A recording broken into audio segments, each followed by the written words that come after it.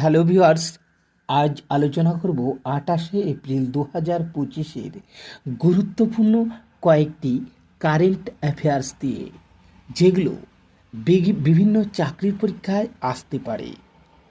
তো শুরু করা যাক। আজকের প্রথম প্রশ্ন, ভারতের বৃহত্তম আন্তর্জাতিক ক্রুজ টার্মিনাল কোথায় অবস্থিত? A Chennai, B Mumbai, C Kolkata, D Delhi. তো এর সঠিক উত্তরটি হবে অপশন বি, মুম্বাই। কি পয়েন্টস? মুম্বাই আন্তর্জাতিক ক্রুজ টার্মিনাল সম্পর্কে। মুম্বাই আন্তর্জাতিক ক্রুজ টার্মিনালটি ভারত সরকারের ক্রুজ ভারত মিশনের অধীনে তৈরি করা হয়েছে। টার্মিনালটি মুম্বাই বন্দরের ব্যালার্ড পিয়ারে তৈরি করা হয়েছে। এটি 4,15,000 বর্গফুট জায়গার উপর নির্মিত হয়েছে। আন্তর্জাতিক পর্যটকদের সুবিধার্থে টার্মিনালে চেক ইন এবং ইমিগ্রেশন কাউন্টার তৈরি করা হয়েছে। চলে যাব পরের প্রশ্ন, প্রাণঘাতী রোগ প্রতিরোধে টিকার গুরুত্ব সম্পর্কে সচেতনতা বাড়াতে প্রতি বছর 24 থেকে 30 এপ্রিল বিশ্বব্যাপী বিশ্ব টিকা সপ্তাহ পালন করা হয়। বিশ্ব টিকাদান সপ্তাহ 2025-এর থিম কি? A, immunisation for global health, B, vaccination for all, C, immunisation for all in humanly possible, D, protecting lives through vaccines. তো এর সঠিক উত্তরটি হবে option C, immunisation for all is humanly possible. কি পয়েন্ট? প্রাণঘাতী রোগ প্রতিরোধে টিকার গুরুত্ব সম্পর্কে সচেতনতা বাড়াতে প্রতি বছর 24 থেকে 30 এপ্রিল বিশ্বব্যাপী বিশ্ব টিকা সপ্তাহ পালন করা হয়। Theme 2025, immunisation for all is humanly possible. এই সপ্তাহের লক্ষ্য হল প্রতিরোধযোগ্য রোগ থেকে সব বয়সের মানুষকে রক্ষা করতে টিকাদানের ভূমিকা তুলে ধরা এবং জীবন বাঁচাতে ভ্যাকসিন ব্যবহারে উৎসাহিত করা। চলে যাব আমরা পরের প্রশ্ন, ওয়ার্ল্ড ইন্টেলেকচুয়াল প্রপার্টি ডে পালন করা হয় কবে? A, 23 April, B, 27 April, C, 26 April, D, 25 April. তো এর সঠিক উত্তর হবে অপশন সি, 26 এপ্রিল।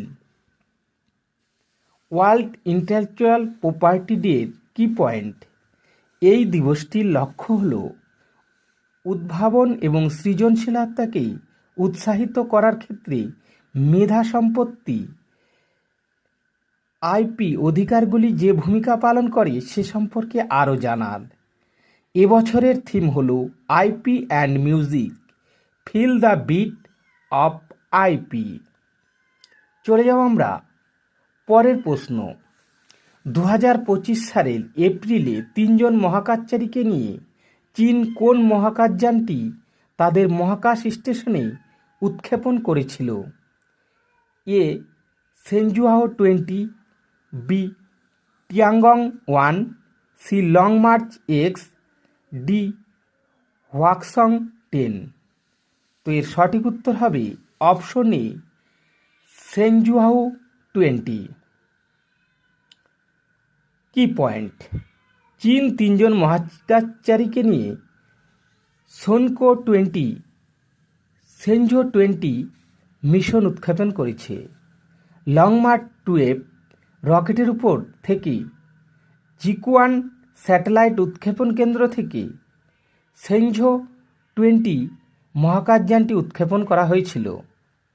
এই মিশনটি চীনের চলমান মহাকাশ অন্বেষণের প্রচেষ্টার অংশ, যার মধ্যে চন্দ্র মিশনে অগ্রগতির অন্তর্ভুক্ত। লং মার্চ 12 চীন কর্তৃক মানবসহ মহাকাশযান উৎক্ষেপণের জন্য ব্যবহৃত একটি বাহক রকেট। যা নিম্ন পৃথিবীর কক্ষপথে মহাকাশযান উৎক্ষেপণের জন্য ডিজাইন করা হয়েছে। চলে যাব আমরা পরের প্রশ্ন। এনডিআরএফ কর্তৃক গাজিয়াবাদে আয়োজিত জাতীয় পর্যায়ের state disaster response fund SDRF এবং collapsed structure search and research CSRR প্রতিযোগিতায় কোন রাজ্যের এসডিআরএফ দল প্রথম স্থান অর্জন করেছে? A Himachal Pradesh, B Bihar, C Uttar Pradesh, D উপরের কোনোটি নয়। তো এর সঠিক উত্তর হবে অপশন এ হিমাচল প্রদেশ। কি পয়েন্ট? উত্তরপ্রদেশের গাজিয়াবাদ এনডিআরএফ কর্তৃক আয়োজিত জাতীয় পর্যায়ের এসডিআরএফ এবং সিএসআরআর প্রতিযোগিতায় হিমাচল প্রদেশের রাজ্য দুর্যোগ মোকাবেলা বাহিনী এসডিআরএফ প্রথম স্থান অর্জন করেছে। নোট: এসডিআরএফ এর ক্ষমতা বৃদ্ধির জন্য রাজ্য সরকার আধুনিক সরঞ্জামের জন্য 12 কোটি টাকা বরাদ্দ করেছে। চলে যাব পরের প্রশ্ন। সম্প্রতি আবিষ্কৃত তেলেঙ্গানার কোথায় জৈন তীর্থঙ্কর বর্ধমান মহাবীরের সর্বোচ্চ পাথরের ভাস্কর্যটি অবস্থিত? এ আল্লুরাপাদু, বি নাঙ্গুনুরু, সি বিশাখাপত্তনম, ডি চিন্তাপাল্লে। তো এর সঠিক উত্তরটি হবে অপশন বি নাঙ্গুনুরু। কি পয়েন্টস? তেলেঙ্গানার সবচেয়ে উঁচু বর্ধমান মহাবীরের জৈন তীর্থঙ্কর ভাস্কর্যটি সিদ্দিপেট জেলার নাঙ্গানুরু গ্রাম এবং মণ্ডলে খনন কার্যকলাপের কারণে পাওয়া গেছে। ভাস্কর্যটি 9 ফুট উঁচু এবং 3.5 ফুট চওড়া, যাতে মহাবীরকে কায়োৎসর্গ মুদ্রায় দেখানো হয়েছে।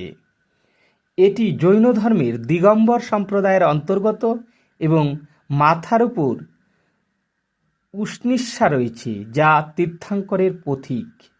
ভাস্কর্যটি রাষ্ট্রকূট আমলে খ্রিস্টীয় 9ম শতাব্দীর উষ্ণিস্বা। মাথার উপর একটি কপালের প্রসারণ, যা তীর্থঙ্কর মূর্তিতে আধ্যাত্মিক শক্তির প্রতীক। চলে যাব আমরা পরের প্রশ্ন। 2025 সালের টি-20 লিগের জন্য স্টার হেলথ ইন্স্যুরেন্স কোন আইপিএল দলের সাথে সরকারি স্বাস্থ্য বীমা অংশীদার হিসাবে অংশীদারিত্ব করেছে? A Mumbai Indians, B Chennai Super King, C Sunrisers Hyderabad, D Royal Challengers Bangalore. এর সঠিক উত্তর হবে option C Sunrisers Hyderabad. Star Health Insurance 2025 সালের টি-20 লিগের জন্য সরকারি স্বাস্থ্য বীমা অংশীদার হিসেবে সানরাইজার্স হায়দ্রাবাদের সাথে অংশীদারিত্ব করছে। এই অংশীদারিত্বের লক্ষ্যে ক্রিকেটের মাধ্যমে স্বাস্থ্য ও সুস্বাস্থ্যতার প্রচার করা। স্টার হেলথ ইন্স্যুরেন্স ভারতের নেতৃস্থানীয় বেসরকারি স্বাস্থ্য বীমা প্রদানকারী। সম্পূর্ণ স্বাস্থ্য কভারেজ এবং গ্রাহক পরিষেবার উপর ফোকাস করে। চলে যাব আমরা পরের প্রশ্ন। চলচ্চিত্রে অবদানের জন্য পরিচালক পায়েল কাপাডিয়াকে কোন ফরাসি বেসামরিক সম্মাননা দেওয়া হয়েছিল? এ Chevalier de la Legion de Honneur, B Officier de la Legion de Honneur, C Grand Croix de la Legion de Honneur, D Officier dans আই Ordre de Arts et des Lettres. তো এর সঠিক উত্তর হবে অপশন ডি। কি points? চলচ্চিত্র অবদানের জন্য পায়েল কাপাডিয়াকে ফরাসি বেসামরিক সম্মাননা official and I Ordre des Arts at the Lettres প্রদান করা হয়েছিল। পায়েল কাপাডিয়ার প্রথম পরিচালিত চলচ্চিত্র All We Imagine as Light Cannes চলচ্চিত্র উৎসবে গ্র্যান্ড প্রাইজ পুরস্কার জিতেছে। মুম্বাইতে ফ্রান্সের কনসাল জেনারেল জিনমার্কসের চার্লেট তাকে সম্মানিত করেছিলেন। এই পুরস্কারটি বিশ্বব্যাপী ব্যক্তিদের কলা ও সাহিত্যের অসাধারণ অবদানের স্বীকৃতি স্বরূপ। চলে যাব আমরা নেক্সট কোশ্চেন। 2025 সালের আন্তর্জাতিক বৌদ্ধ ধর্ম সম্মেলন কোথায় অনুষ্ঠিত হলো? এ Arunachal Pradesh, B Himachal Pradesh, C Bihar, D Uttar Pradesh. তো এর সঠিক উত্তর হবে অপশন এ অরুণাচল প্রদেশ। কি পয়েন্টস? বুদ্ধ ধর্ম এবং উত্তর পূর্ব ভারতের সংস্কৃতি শীর্ষক 2 দিনের আন্তর্জাতিক বুদ্ধ ধর্ম সম্মেলন সম্প্রতি অরুণাচল প্রদেশের নামসাইতে অনুষ্ঠিত হয়েছে। দক্ষিণ এশিয়া এবং দক্ষিণ পূর্ব এশিয়ার বৌদ্ধ ভিক্ষু এবং পণ্ডিতরা এই সম্মেলনে যোগ দিয়েছিলেন। আন্তর্জাতিক বুদ্ধ ধামরা কনক্লেভের উদ্বোধন করেন অরুণাচল প্রদেশের উপমুখ্যমন্ত্রী চৌনা মেইন। এই কনক্লেভে Bharat, Myanmar, Cambodia, Bhutan, Thailand এবং শ্রীলঙ্কার বৌদ্ধ সন্ন্যাসীরা, সাংস্কৃতিক ইতিহাসবিদ এবং নীতি চিন্তাবিদরা উপস্থিত ছিলেন।